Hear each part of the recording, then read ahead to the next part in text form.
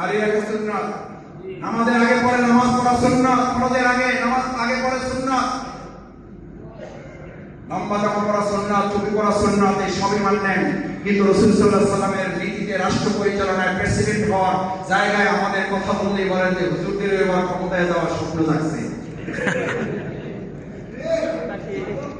হুজুরদের ক্ষমতায় যাওয়ার স্বপ্ন জাগছে, এই কথা যখন আমাদের বলেন তখন আপনাদেরও বলতে ইচ্ছা করে। বাংলাদেশের মানুষদেরকে প্রতারণার ফাঁদে ফেলে 53 বছর আপনারা আপনাদের ম্যাজিক দেখিয়েছেন। এবার জনতা ইসলামের ম্যাজিক দেখিয়ে ইসলামকে এবার ক্ষমতায় নিয়ে ইসলামের ভিত্তিতে দেশ পরিচালিত হবে।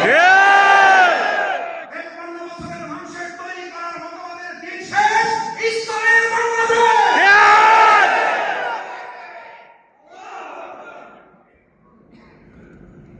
এই আহ্বান কর্মী হিসাবে আপনারা এবার বাড়িতে বাড়িতে ঘরে ঘরে পৌঁছে দিতে পারবে। দাওয়াত কর্মীর 1 নম্বর কাজে দাওয়াত পৌঁছে তবে দাওয়াত দিতে গেলে বাধা আসবে।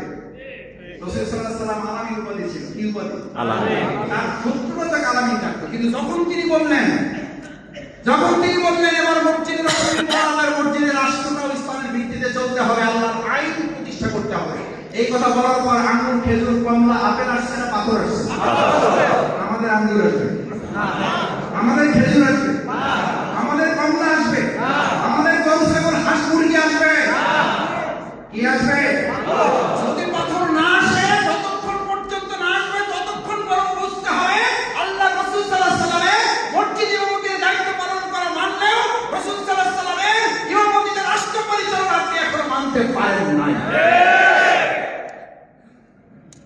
এই পাথরের জন্য প্রস্তুত আছেন দেখি? মোকাবেলা করে আগাইতে পারবেন?